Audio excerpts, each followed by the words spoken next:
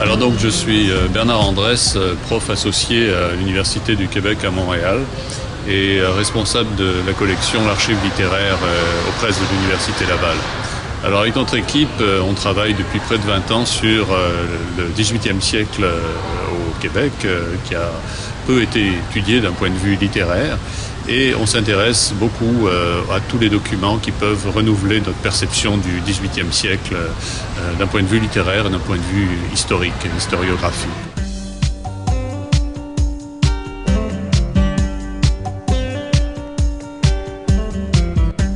C'est un document qui est pas simplement une réédition, mais une mise à jour très détaillée de chacun des acteurs, de chacun des personnages, et pas seulement des grands de l'époque, c'est-à-dire les Montcalm, les Wolfe, les Bigot, les Cadet et les Vaudreuil, mais aussi des gens de coin de la rue.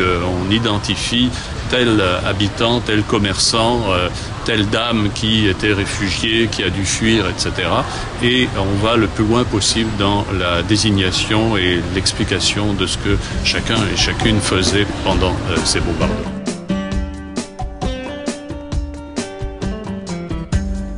Ça n'est pas uniquement une sorte de compte-rendu des batailles d'un point de vue militaire, stratégique, etc.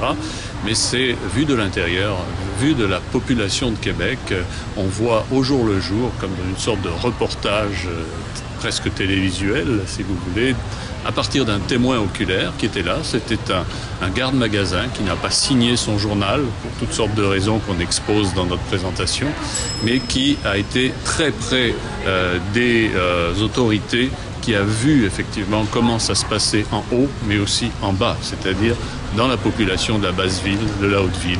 Et dans cette édition, on a aussi des gravures d'époque, mais on a aussi des plans actualisés de la ville de Québec telle qu'elle était en 1759 et telle qu'on peut la visiter aujourd'hui. Donc le lecteur pourra se faire une idée concrète des lieux où ont eu lieu les bombardements, où les gens se sont réfugiés, chez les religieuses, dans la haute ville, dans la basse ville, etc.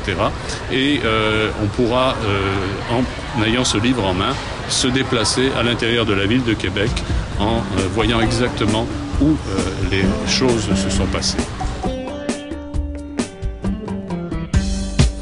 Quand on lit, on voit de l'intérieur comment ça s'est passé, on se rend compte que pour beaucoup, la défaite est une défaite française et non pas une défaite québécoise, canadienne, et que pour les Canadiens, ça a été effectivement un moment clé de leur histoire où ils ont compris qu'ils étaient lâchés par la France et qu'ils devaient, eux, repartir à zéro en quelque sorte, pour se construire comme collectivité dans cette Amérique du Nord où ils ne sont plus tout à fait français bientôt, ils ne sont pas anglais, ils ne sont pas américains et ils doivent se définir comme collectivité nouvelle. Ça va être les lendemains de conquête.